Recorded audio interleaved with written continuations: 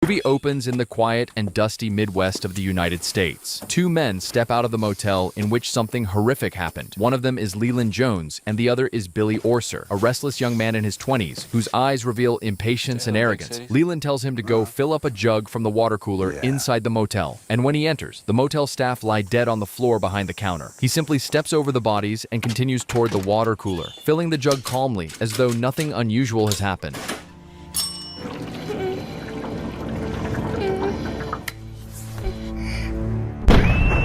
You were just having a bad dream. What's wrong, Dad? I saw monsters, Jack. You okay? I'm okay. Tom Stahl is a kind, soft-spoken man who runs a small diner in this peaceful town. His wife Edie works as an attorney and is equally devoted to the family. What do you got going today, Jack? We're playing baseball in gym class today, so I can look forward to sucking hard in right field. Well, just remember, don't let the hitter get the ball over your head. Unless it's out of the park. I love you. Love you. Hi, Tom. Joseph. Hey, Tom. Morning, Pat. Hey, Mick. He once dated a girl.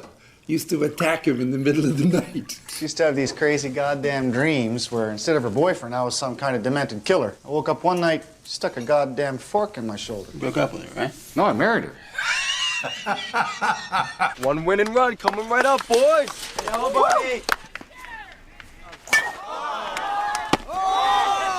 Game over. Yellows win. Let's go, guys. Everyone hit the showers. Guess you think you're hot shit, huh, Stahl? Bobby, it's just stupid gym class. Listen to this little faggot. Come on, chick, let's do this. Doing violence to me just seems pointless and... God! Edie picks Tom up from his diner after closing. The streets are quiet as they drive home. During the ride, Edie teases him, saying she has prepared something special for the night. She explains that they never really got to experience what teenage lovers usually do. She smiles playfully and tells him she's somehow managed to send the kids away for the night. When they get home, the mood turns warm and romantic. Edie disappears for a moment, and when she returns, she is dressed in a cheerleader outfit. Tom laughs, surprised and flattered. The two of them share affectionate words and laughter, expressing their love like a couple rediscovering their youth. Meanwhile, Jack sits by the roadside with his girlfriend. Suddenly, headlights flash as a car speeds down the street. Inside are Bobby and his friend, roaming around looking for trouble. We grow up, we get jobs, we have affairs, and we become alcoholics. You depress me. That's what I'm good at. Isn't that Stahl faggot? We are so goddamn broke. That's easy to fix. See you in church. Yep, have a good evening. Just closing up, fellas. We're close. Coffee! You can go home now, Charlotte. Just leave the pie. I think you're gonna be sticking around for a while, honey. Don't move. Sir, we don't carry much cash here. Door!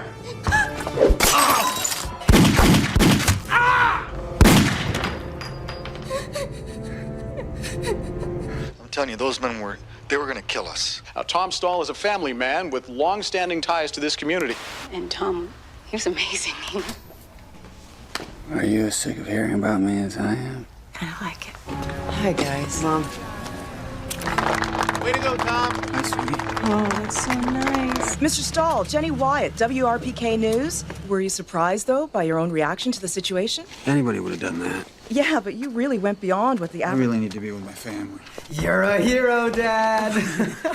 No, I'm not. You could probably do Larry King live, Dad. Oh, that you would stop be it. cool. Stop it. Edie, meanwhile, glances through the window and notices a black car parked across the road. And for the first time since the incident, a faint shadow of fear crosses his face. A few days later, while the diner is busy with customers and well-wishers, three men step inside. They don't look like the locals. The leader of the group introduces himself as Carl Fogarty. He is tall, pale, and his dark glasses cannot hide the deep scar that runs across his face. There's something menacing in his calm voice when he asks Tom for a cup of coffee. At first, Tom greets them politely, treating them like any other customer. But as the conversation unfolds, Carl begins addressing him by another name, Joey. He says it slowly, testing the word as if waiting for a reaction. Tom freezes for a brief moment before answering that there must be a mistake. He insists that his name is Tom Stahl, not Joey, and that he has never been to Philadelphia, the place Carl keeps mentioning.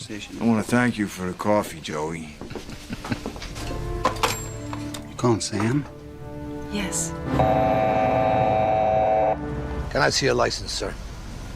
Sure. Is there some problem I should know about? What business did you have at Stahl's Diner today? We heard the coffee was terrific. Question in relation to dozens of acts of violence at Tom. These guys are organized crime from the East Coast. Are you in some kind of witness protection plan? No, I'm not in a witness program. I never honestly believed it, but I had to ask. But there is a Richie Cusack, head of some kind of crime syndicate in that city. Thank you. It's good to know you're watching out for us. Don't worry. The next day, Tom spots the same black car trailing near his diner. His heart starts racing, and he calls Edie, immediately warning her to grab the shotgun and stay inside with the kids. He then starts running fast, even though his injured foot hurts, but panic fuels him. When he reaches home, he finds Edie trembling, clutching a shotgun, and ready to defend her family. Breathing heavily, he tries to calm her, assuring her that they're safe for now. But both of them know that fear has already entered their home. Jack and Sarah appear in the hallway, confused and frightened. Jack asks his father what's going on, and Tom, still shaken, tells him that everything will be fine and that he'll handle it. But Jack sees the unease in his father's eyes, and it only deepens his own fear. What's going on, Dad? False alarm. What did you mean? You think you're losing your mind? They thought they knew me. That's weird. I guess they want to kill this guy they think you are? That's the losing my mind part. I mean, I have no reason to think that.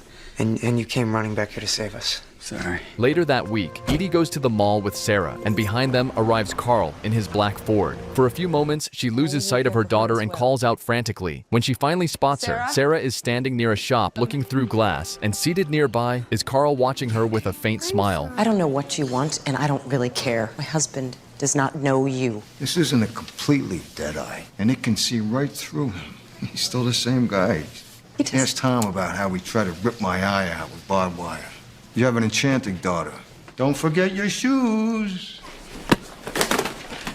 Bobby, leave him alone. Shut up, skank.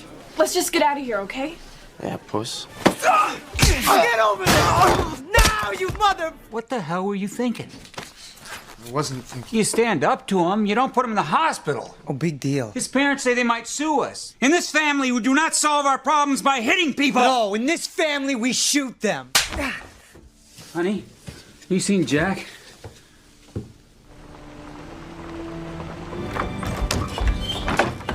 We just want you to come with us. Come back to Philly. You're trying so hard to beat this other guy, it's painful to watch. Look what we...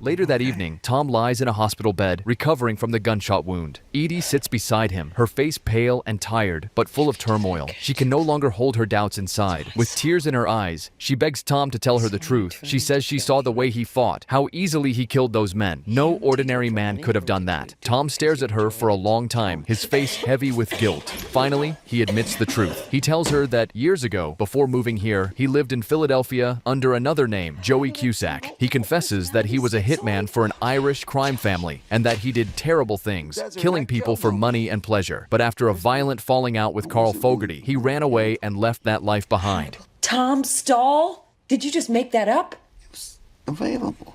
Guess I was available too.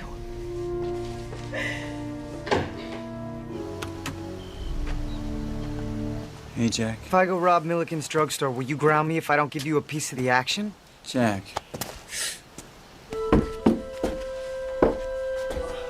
Sheriff Sam Carney visits Tom. He is suspicious that Tom hasn't told him everything. He mentions that Carl Fogarty and his men were well-known organized crime figures, and men like that wouldn't travel hundreds of miles for no reason. They must have been certain that Tom was the man they were after. Sam looks at Tom carefully, almost inviting him to tell the truth. Tom hesitates, his lips parting to confess, but before he can speak, Edie walks into the room. She sits beside him, pretending that everything between them is normal. Her face, however, betrays fear and anger. Sam studies them for a moment, realizing they are hiding something, but decides not to press further. As he leaves, he gives them a knowing look that says he understands more than he admits. The moment the door closes, Edie turns to Tom, her emotions exploding. She slaps him hard across the face, shouting his real name Joey. She calls him a liar, accusing him of destroying their life with secrets. That night, long after Edie falls asleep, Tom lies awake staring at the ceiling. His mind is full of memories he has tried to forget. The phone rings suddenly. The voice of his brother brings back everything he buried years ago. At daybreak, Tom quietly packs his things and leaves the house.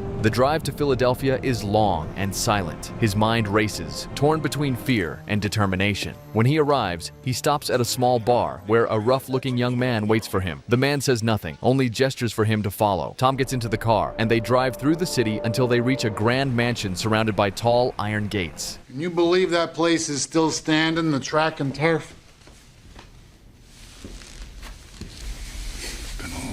Long time, Brohim. So you like that farm life? You like being married? I never felt the urge, you know? A lot of great-looking women in the world. It's not worth the effort. You could have dropped a postcard in the mail. We're brothers. What'd you think would happen? Jesus, Joey, you took his eye. You always were the crazy one. Not anymore. You've been this other guy almost as long as you've been yourself. Joey's been dead a long time. And yet here you sit. I had to clean up your mess, or nothing was ever gonna happen for me. You cost me a hell of a lot, Joey. Boys in Boston are just waiting for me to go down. When Mom brought you home from the hospital, I tried to strangle you in your crib. Better late than never. I'm here to make peace.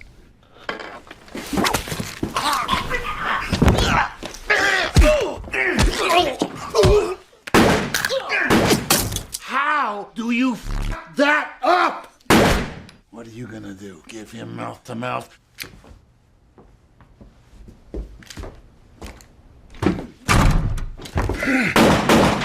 Jesus, Joey.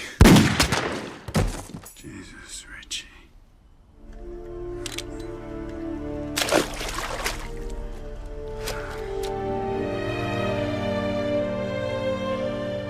Tom drives home through the night, and when he finally arrives, he finds his family gathered at the dinner table, weary but together. Sarah has set a place for him, her little hands folded on the table. Jack sits silently, avoiding his father's eyes. Tom then sits down quietly, as his eyes meet Edie's, and though nothing is said, both know that the man who returned isn't just Joey Cusack anymore. He's also Tom Stahl, trying desperately to keep his family together and leave his past behind. I hope you guys enjoyed the recap, and if you did, then be sure to check out other awesome movies and series on the channel. And as always, thank you very much for watching.